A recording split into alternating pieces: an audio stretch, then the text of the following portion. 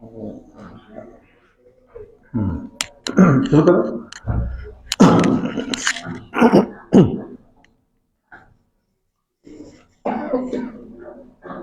نحمدہ و نصلی علی رسولہ الکریم۔ جی ہم یہاں پہ بات کر رہے تھے کہ میں نے عرض کیا تھا کہ یہ جو اسٹوری آف سویلائزیشن ہے جو میاں بیوی نے مل کر مرتب کی، اس کے 11 جلدیں ہیں اس کی۔ اچھا میں نے عرض کیا تھا کہ بھئی یہ ہم اسے عنوانات دیکھ لیتے ہیں تاکہ اندازہ ہو جائے کہ وہ خود اپنی تہذیب کو تاریخی طور پر کیسے دیکھتے ہیں، کہ وہ کیسے ارتقاء اس کا ہوا۔ تو پہلا جو ہے وہ ہے، اور یہ جو پروجیکٹ تھا ان کا، یہ 1935 سے لے کے 1975 تک، یہ آپ سمجھیں کہ 40 برس میں مکمل ہوا یہ پورا پروجیکٹ۔ پہلی جلد اس کا نام ہے آر اورینٹل ہیریٹیج۔ اورینٹل کا مطلب ہوتا ہے، اورینٹ کہتے ہیں مشرق کو، ٹھیک ہے؟ تو آر کا مطلب ہے کہ ہم جو مغربی تہذیب کے پروردہ لوگ ہیں، ان کی تہذیب کے کچھ عناصر مشرقی قدیمی تہذیبوں سے بھی مستعار ہیں۔ اور خاص طور پہ آپ کو پتہ ہے کہ جو کہا جاتا ہے جہاں فلسفہ وغیرہ پیدا ہوا، اصلاً تو وہ مشرق میں ہے نا، یعنی گریس ہے، اور وہ جو علاقہ آئیونیا ہے وہ بنیادی طور پہ ترکی میں ہے، ٹھیک ہے؟ تو نیئر ایسٹرن جو ہسٹری ہے اس میں ہے، اور یہ تقریباً آپ سمجھ لیں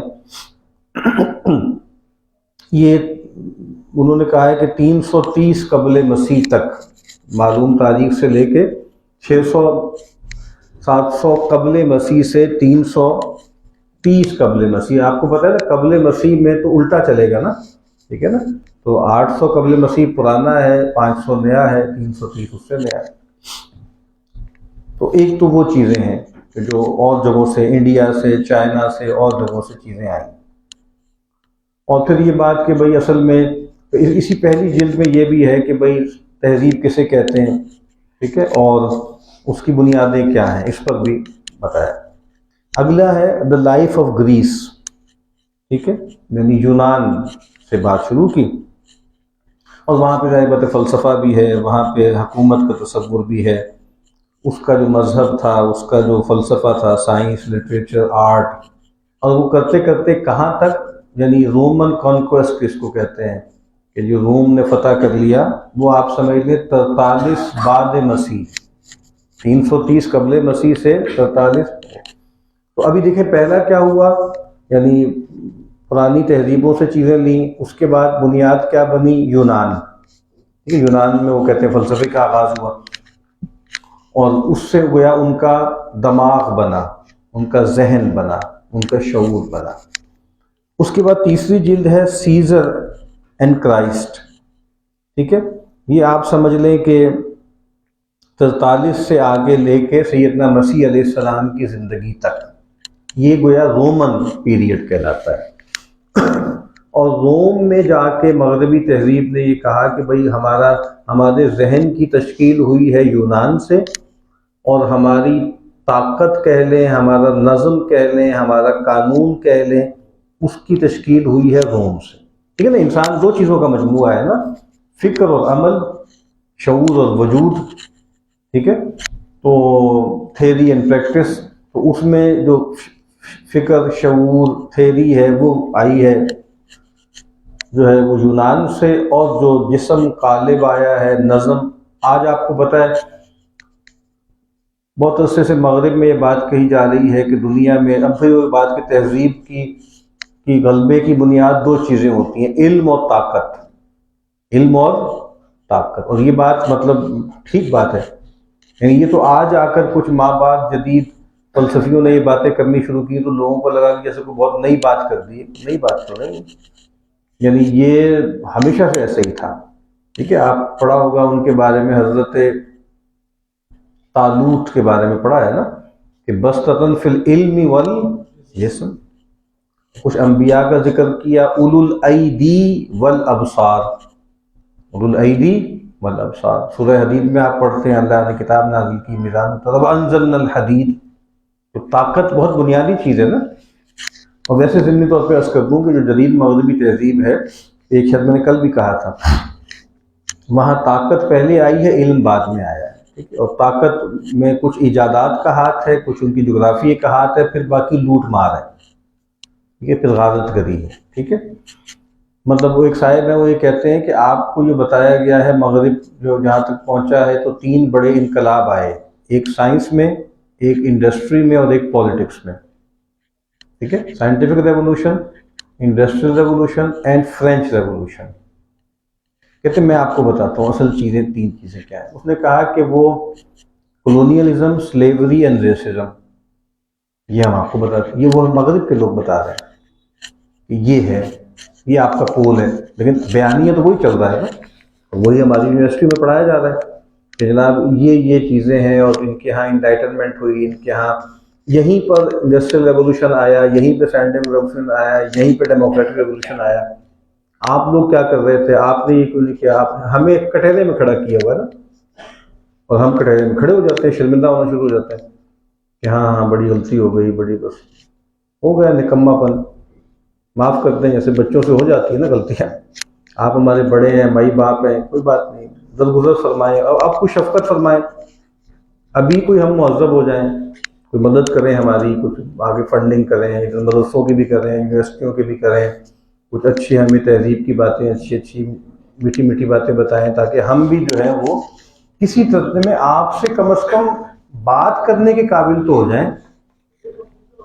اس وقت تو صورتحال یہ ہے کہ کون سا مکالمہ، تہذیبوں کے درمیان مکالمہ، بین المذاہبی مکالمہ، کون سا مکالمہ، کس بات کا مکالمہ؟ مونولوگ ہے وہ، ان کے پاس طاقت ہے، وہ اپنی سی کہی جاتے ہیں، آپ کو کھلونے دے کے بہلایا ہوا ہے، فلانی کانفرنس ہو رہی ہے، ادھر آ جاؤ، فلانی ہو رہی ہے، ادھر آ جاؤ، ٹکٹ بھی لے لو، ہمارا دیکھ بھی لو شان و شوکت، ٹھیک ہے، تو اس سے جیسے ویسے ہی تمہاری طبیعت سیٹ ہو جائے گی، تو اس کے بعد کسی مکالمے کی ضرورت ہی نہیں رہے گی، یعنی آپ کو وہ ایک مطالعاتی دورے پر لے کے جائیں گے۔ یعنی آپ کو پتہ ہے کہ ایکسچینج پروگرام ہے یونیورسٹیوں میں، بڑی بڑی یونیورسٹیوں میں، ایک سیمسٹر آپ باہر پڑھائیں، اور ممکن ہی نہیں ہے کہ وہ پڑھ کے آئیں اور پھر آپ بندے کے پتر رہ جائیں، پنجابی میں کہتے ہیں نا، ممکن ہی نہیں ہے بھائی، کوئی بہت ہی کوئی جنید بغدادی ہوگا جو جیسا گیا تھا ویسا آ جائے، یہ نہیں ہوتا، یعنی بڑا بہت جناب گرینجر ہے، بہت اس کی لشپشہ، آپ فلانی، میں یہ نہیں کہہ رہا کہ مطلب ظاہر جو پڑھنے والے لوگ ہوتے ہیں ان کو اس سے تھوڑی ہوتی ہے کسینوں سے اور نائٹ کلب سے، وہ تو متاثر ہوں گے لائبریری سے جا کے۔ لائبریری نہیں دیکھی آپ نے؟ کیا لائبریری ہے؟ میں نے وہ پروفیسر کو دیکھا، اس کا مطلب ایک لفظ ہمارے یہاں ہمارے استاد بولا کرتے تھے، تو ہمارے یہاں جیسے وہ مذاق سا بن گیا، پروفنڈٹی، بڑی پروفنڈٹی ہے یہ، بہت پروفاؤنڈ اور بہت گہرائی، اور پتہ نہیں کیا، کیسے بچے پڑھ رہے ہیں، کس طریقے سے دیکھ رہے ہیں، لڑکیاں پڑھ رہی ہیں انگریزی، ٹھیک ہے، ڈھونڈ لی قوم نے فلاح کی راہ، تو ہمارے یہاں بھی یہیں پہ ہوا نا، فلاح کی راہ تو یہی ہے، ٹھیک ہے، جس کی وجہ سے یہ ہوتا ہے۔ تو اب میں یہ بتا رہا ہوں کہ طاقت ہے نا بہت زیادہ، اور اس طاقت نے علم پیدا کیا، اور پھر یہ ایک دوسرے کو ری انفورس کرتی ہیں، طاقت اور علم ایک دوسرے کا سہارا بنتی ہیں۔ بہرحال تو یہ میں کہہ رہا ہوں کہ وہ دماغ تھا تو وہ ان کا جسم تھا، یا لا، قانون، آرڈر، ٹھیک ہے، نالج اینڈ پاور۔ اگلی جو ہے وہ جلد ہے تیسری، میں نے کہا نا، سیزر اینڈ کرائسٹ، یعنی وہ سیزر سے لے کے سیدنا مسیح تک، اس کے بعد دا ایج آف فیتھ، یہ آپ سمجھ لیں جس کو مڈل ایجز کہتے ہیں، ازمنہ وسطیٰ، وہ 325 سے لے کے 1300 تک تقریباً، ٹھیک ہے، اور یہ وہ مڈل ایجز ہیں جس کو ہمارے ہاں کے جو مسلمان مؤخرین ہیں وہ بھی بہت ہی بری نگاہ سے دیکھتے ہیں کہ بربادی ہی بربادی تھی، اور کلیسا میں یہ ہوا، وہ ہوا یقیناً ہوا، اور اس میں بھی کوئی شک نہیں کہ دین بھی اغوا ہو گیا۔ شاید میں نے کل اشارہ بھی کیا تھا کہ رومنز جو ہیں وہ کرسچنائز نہیں ہوئے، کرسچینٹی رومنائز ہو گئی، وہ سب باتیں اپنی جگہ ہیں، لیکن بہرحال وہ نہیں ہے جو آپ کو بتایا جا رہا ہے، اور وہ ڈھال تھا لادینیت کے خلاف کلیسا، یہ اس کو گرایا گیا ہے، مطلب وہ بھی کوئی سازش نہیں تھی، بس وہ عوامل تھے، اس کو سماجی علوم میں کہتے ہیں ان انٹینڈیڈ کانسیکوینسز، یعنی جو لوتھر وغیرہ تھا، کیلوین تھا، وہ بھلے لوگ تھے، اپنے تئیں مذہبی لوگ تھے اور اخلاص سے کام کر رہے تھے، لیکن جو نتیجہ نکلا ہے وہ نہیں چاہتے تھے، ٹھیک ہے۔ تو جو فیض صاحب نے کہا تھا نا، یہ نہ تھا میں نے مگر چاہا تھا یوں ہو جائے، تو یہ تو نہیں چاہت تھی ان کی، لیکن نتیجہ کچھ اور نکلا اس کا. جیسے ہمارے یہاں بھی پروٹیسٹنٹ اسلام والے جتنے لوگ ہیں سب مخلصین تھے اور آج بھی مخلصین ہی ہیں، لیکن جو وہ کر رہے ہیں اس کے نتائج اچھے نہیں نکل رہے ہماری دینی اور علوم نبوت کے جو معاملات ہیں نا اس حوالے سے. میں نے یہاں پہ علامہ اقبال کا ایک قطعہ نقل کیا اس جگہ پہ، تو سبحان اللہ، اس کا نام ہی یہی ہے کہ پتہ نہیں کیا، یورپ اور سوریا، سوریا تو سیریا کہتے ہیں، شام، دمشق. فرنگیوں کو عطا خاک سوریا نے کیا، نبی عفت و غمخاری و کمازاری. سوریا دمشق ہے نا، ایلیا، بیت المقدس، شام. سیدنا مسیح کا ذکر ہو رہا ہے. بھائی اس سرزمین نے آپ کو کیا دیا؟ یورپ سے کہہ رہے ہیں آپ کو کیا دیا؟ نبی عفت، نبی عفت، ٹھیک ہے. اور ایسے نبی عفت، ایسے پاک دامن کہ ظاہری بات ہے کہ وہ ان کے لیے موقع ہی نہیں بنا کہ وہ نکاح بھی کرتے. ڈی ایچ لارنس نے کہیں لکھا ہے نا کہ سیدنا مسیح علیہ السلام نے دو چیزوں کو زندگی میں کبھی ہاتھ نہیں لگایا، ایک عورت کو اور ایک پیسے کو، اور جدید مغرب جو ہے وہ اس کا کفارہ ادا کرتا ہے. اللہ اکبر. تو نبی عفت و غمخاری و کمازاری، لو ہے نا غمخاری. آپ اگر کرسچینٹی کا مطالعہ کریں کتابوں کا تو لو لو لو لو لو لو دائی لارڈ، لو دائی نیبر، لو دائی اینیمی. اور کم آزاری، مطلب دیکھیں آزار کے خاتمے کا ایک ہی طریقہ ہے، رجوع اللہ، روح کو طاقتور کرنا. ٹھیک ہے. تو فرنگیوں کو عطا خاک سوریا نے کیا، نبی عفت و غمخاری و کمازاری. صلہ فرنگ سے آیا ہے سوریا کے لیے.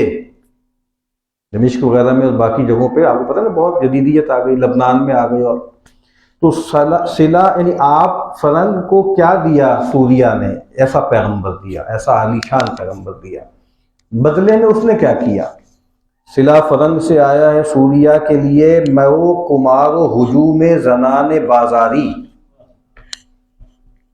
کیا وہاں سے کیا تحائف آئے ہیں؟ شراب، جوا اور ہجوم زنان بازاری. زنان بازاری کا جدید انگریزی زبان میں ترجمہ ہے سیکس ورکرز. آج بھی آپ دیکھیں نا، لبنان ہو یا کوئی بھی جگہ ہو، ٹورزم کے یہ 3 نسخے ہیں، ریسیپی ہے ٹورزم کی. آپ پیچھتے رہتے ہیں کہ جی ہمارے یہاں ٹورزم کیوں نہیں ہو رہا، سوئٹزرلینڈ سے پیاری جگہیں ہیں، فلانی ہے، ٹمکانی ہے. وہ بھائی نہیں ہو سکتا نا یار، آپ بھولے ہیں.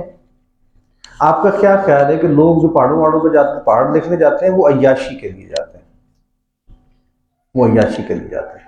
اور عیاشی کے یہ 3 انگریڈینٹس ہیں، کیسینو ہو، ٹھیک ہے، اور وہاں پہ جناب اپنا یعنی پبز ہوں، اور تیسرا وہاں بروتھلز ہوں، کعبہ خانے ہوں.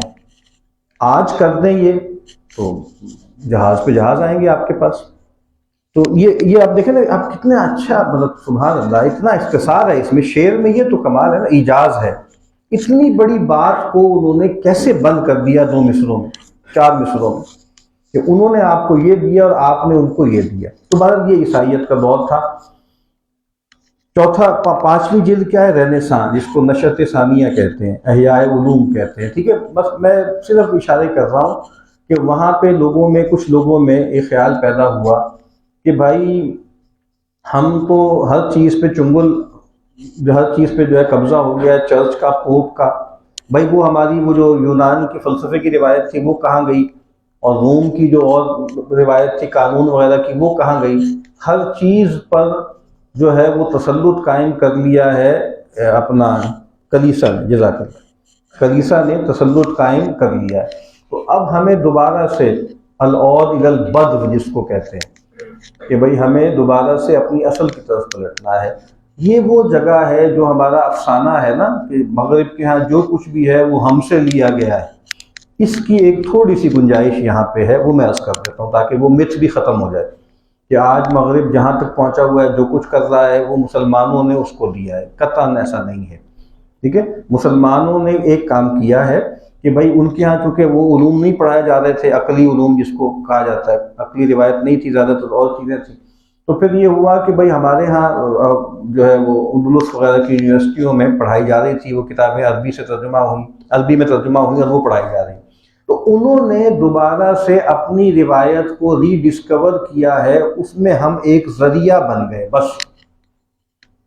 انہوں نے اپنی روایت ہم سے لی، اور ہمارے ابن رشد وغیرہ اور بھی جو کچھ کہتے تھے وہ انہوں نے قبول نہیں کیا، وہ سیانے لوگ تھے.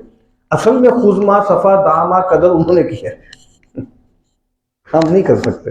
کل یہ سوال ہوا تھا، میں نے کہا نہیں ہم نہیں کر سکتے، وہ اور اچھے زمانوں میں ہو سکتا تھا، اب نہیں ہو سکتا. تو بعد میں بتا کے انہوں نے اصل میں یہ کیا تھا، انہوں نے تو اپنی پسند اور اپنی چیزیں واپس لے لی. یعنی وہ کیا اچھی آیت ہے نا، ہذہ بضاعتنا ردت الینا، یہ ہماری پونجی ہے جو ہمیں لوٹا دی گئی. شکریہ کے ساتھ انہوں نے قبول کی، اور بہت سے ہسٹورینز جو انصاف پسند ہیں وہ اس کو ایکنالج کرتے ہیں. بس میں بتا رہا ہوں اتنا ہے ہمارا ہاتھ، اس کے علاوہ میرے علم میں نہیں، ہو سکتا وہ تو ہمیں کو بتا دیں. بہرحال تو یہ رنیساں ہے، ٹھیک ہے. اور یہ تقریباً 1300 لے کے 1650 تک عیسوی کی بات کر رہے ہیں، ٹھیک ہے. یہ چلا. پھر ریفارمیشن، اصلاح مذہب کی تحریک ہے، ٹھیک ہے. اب میں نے عرض کیا ہے کہ ہمارے یہاں بہت سے لوگ اس کو بہت پسند کرتے ہیں کہ دیکھیں جی کلی کھول دی کلیسا کی، اور پادریوں کے ساتھ ان کی پگڑیاں اچھال دی، تو یہ بڑا اچھا ہو گیا، بڑا اچھا ہو گیا، بہت اچھا کام ہو گیا. یعنی آج جو صاحب پگڑیاں اچھال رہے ہیں بابوں کی، وہ تو خیر بالکل فارغ آدمی ہے، لیکن اصلاً تو یہی کیا نا انہوں نے، لوتھر نے. بات آپ کی سمجھ میں آ رہی ہے کہ یعنی اپنے مولوی کو رسوا کیا، اپنی مولوی کو ذلیل کیا.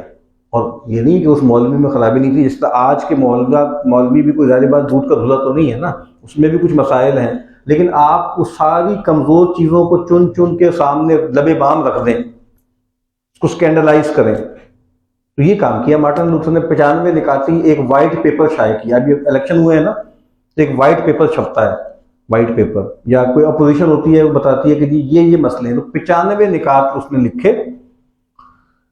اب پھر وہی بات ہے کہ چونکہ اس وقت کی ضرورت تھی، سیاسی ضرورت، جیسے میں بتا رہا ہوں کہ یہ جو بیانیہ ہے نا علماء کی توہین کا، تحقیر کا، تنقیص کا، لوگ تیار بیٹھے ہیں اس کو قبول کرنے کے لیے.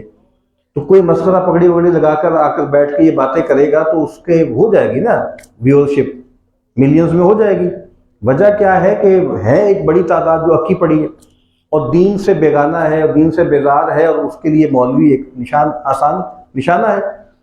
تو بھارت اس زمانے میں بہت سے پرنسز وغیرہ تھے نا، وہ تنگ آئے ہوئے تھے پوپ سے.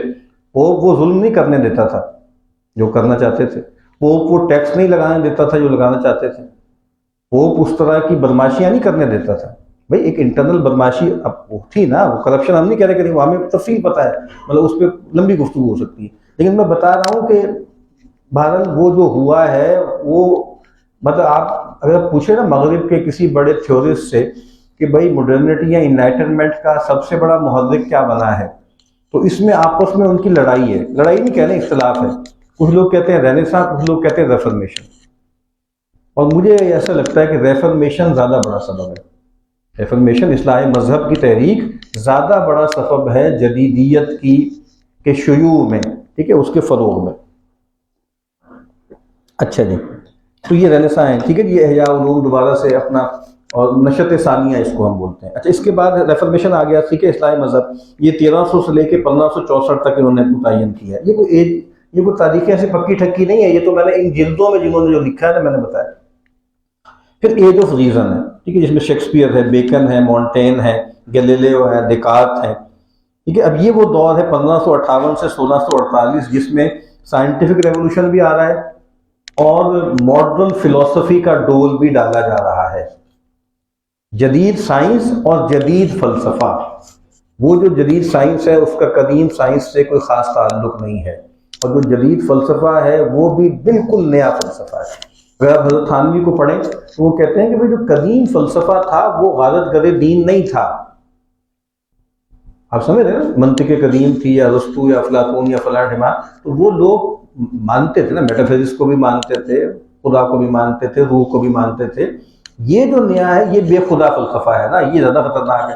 اور وہ جس طرح کل بھی سوال ہوا تھا کہ بھئی پہلے زیادہ عقل کی بنیاد پہ تھا، اب حس کی بنیاد پہ. یعنی اب فلسفہ، یعنی سائنس تو ہے ہی، جدید سائنس حسیات کی بنیاد پہ، تو جدید فلسفہ بھی دیکارت نے گویا اسی ماڈل پہ ڈھالنے کی کوشش کی. کہ بالکل سرٹن ہو جائے نا، جیسے میتھمیٹکس سرٹن ہے تو ڈاؤٹ ختم کر دیں، اور پھر ڈاؤٹ ختم کرنے کے چکر میں ڈاؤٹ ہی تو پیدا کر دیا، ٹھیک ہے نا، وہ آج تک جو چل رہا ہے 12۔ اس کے بعد اگلی جو جلد ہے 8ویں، وہ ہے دا ایج آف لوئس، یہ 1648 سے 1700 جو ہے وہ 15، ٹھیک ہے۔ اس میں ظاہری بات ہے کچھ سیاسی تبدیلیاں بھی آئیں، اور وہ 30 ایئر وارز ہیں، اس کے بعد ویسٹ فیلیا ہے، پھر ماڈرن اسٹیٹ ہے، اس کی بنیاد ڈالی جا رہی ہے۔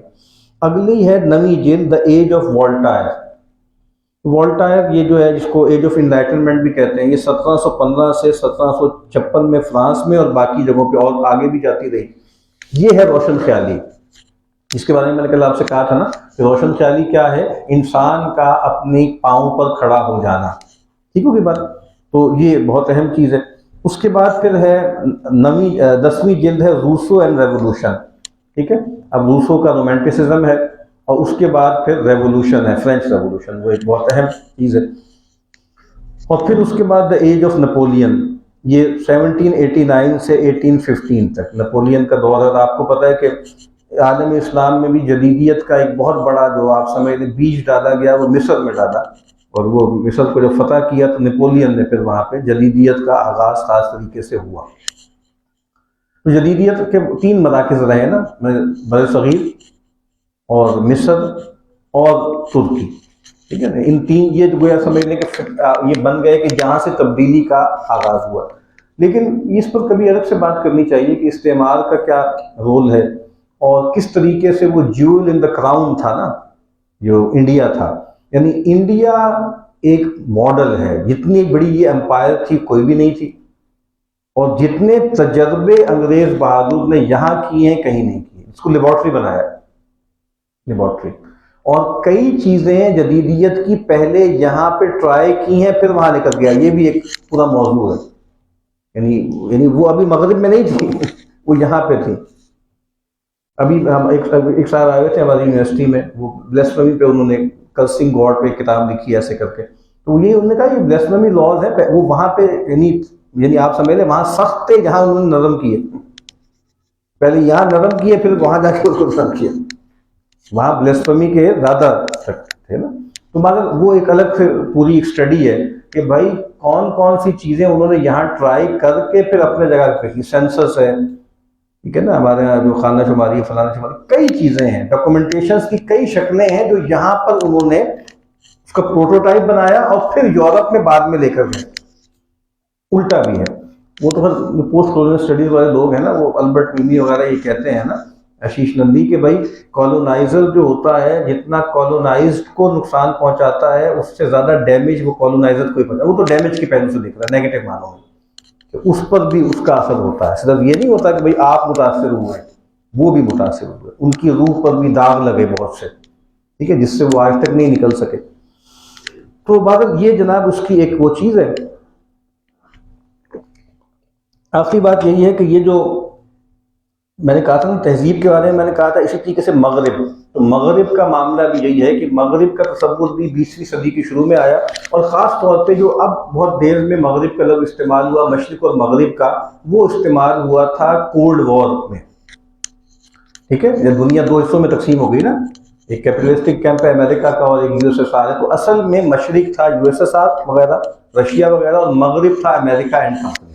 اب یہ نئی تشکیل ہوئی ہے، اس کے بعد یعنی اب یہ جو مغرب کی فارمیشن ہوئی ہے نا، یہ اس مشرق کے اگینسٹ ہوئی ہے، اسی لیے یہ ایک نیا استعمال تھا مشرق و مغرب کا۔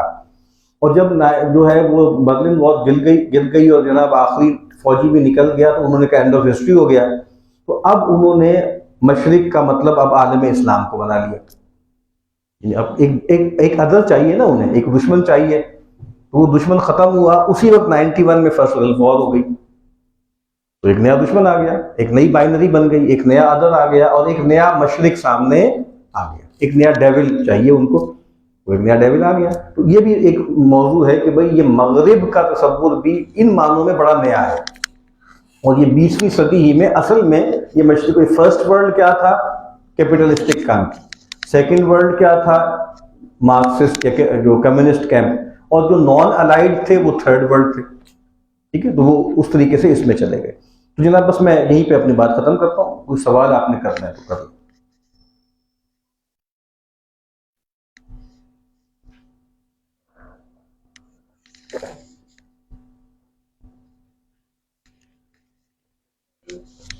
جناب بالکل بھی نہیں ہوئی، ہونی بھی نہیں، کبھی بھی نہیں ہونی۔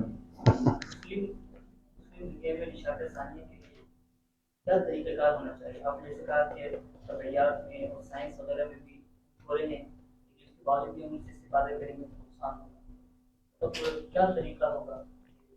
دیکھیں، ایک تو میرا خیال ہے کہ یہ لفظ استعمال ہمیں نہیں کرنا چاہیے، ٹھیک ہے نا، ہر لفظ کی ایک تاریخ ہوتی ہے۔ ہاں مطلب ہمارے بزرگوں نے بھی استعمال کیا اسلام کی نشت ثانیہ کرنے کا اصل کام، لیکن مطلب یہ لفظ ایک، اس کو ہم کیا کہیں کہ یہ لوڈڈ ٹرم ہے، ٹھیک ہے نا، یہ ایک ایسی شیڈڈ ٹرم ہے، شیڈڈ، ٹھیک ہے نا، اس کے پیچھے ایک تصور ہے۔ تو ہمارے ہاں جو صحیح لفظ ہے، مثال کے طور پہ ہمارے ہاں اس لفظ کیا ہے؟ تجدید ہے، ٹھیک ہے۔ ریفرمیشن بھی صحیح لفظ نہیں ہے نا، reformation and revival, reformation doctor فضل الرحمان کی جو آپ کتاب ہے جو ان کے وفات کے بعد چھپی ہے، ریفرمیشن ریوائول ان اسلام، ریفرمیشن، ریوائول، رینیساں، یہ سارے لفظ پرابلمٹک ہیں، ان کے پیچھے ایک اس کا ایک ہسٹوریکل لگیج ہے۔ تو ہمیں مطلب ہمارے ہاں لفظ کیا ہیں؟ اصلاح اور تجدید، اصلاح اور تجدید، ٹھیک ہے۔ تو حضرت مولانا علی میاں علیہ رحمہ، آپ دیکھیں نا، وہ ایک چھوٹا سا فارمولہ بتاتے تھے کہ جی کیا کرنا ہے؟ صلاح اور اصلاح، جیسے، اور اسی طرح کی ایک بائنری کیا ہے؟ افادہ اور استفادہ، ٹھیک ہے۔ استفادہ دوسروں سے کریں، اصلاح صلاحیت پیدا کریں اور پھر اصلاح کریں۔ تو میرا خیال ہے کہ مسلم نشت ثانیہ کی اصطلاح ہمیں استعمال نہیں کرنی چاہیے، اس کے ساتھ کچھ مسائل ہیں۔ مسلمان ایک آبرو مندانہ زندگی دنیا میں کیسے گزاریں، ٹھیک ہے۔ مسلمان پہلے تو، اب مسلمانوں کا مطلب ہے پہلے اپنی اپنی سرزمینوں میں اسلامی نظام قضا اور شریعت کی عملداری کیسے کریں۔ تو اتنی لمبی لمبی باتیں کرنا تو بہت خواب ہے کہ جی ہم جو ہے وہ اسلام کی نشت ثانیہ کرنے لگے ہیں اور ہم جناب پتہ نہیں کیا خلافت ابھی قائم کرنے لگے ہیں، یہ ہو رہا ہے، اور پوری دنیا پہ گلوب، ہمارے پاس اس کا نسخہ ہے، ہمارے پاس اس کا نسخہ ہے، ہمارے پاس ہماری جیب میں ہے، وہ آپ آئیں گے اکیلے میں آپ کو دکھا دیں گے، ٹھیک ہے، تو وہ ہم کرنے جا رہے ہیں۔ تو نہیں، ایسا نہیں ہے، ایسا کچھ بھی نہیں ہے، بہت لمبا کھیل ہے۔ اس وقت ہمارا مسئلہ جو ہے وہ، اس کو ہم کہتے ہیں کہ بقا کا مسئلہ ہے، بقا کا،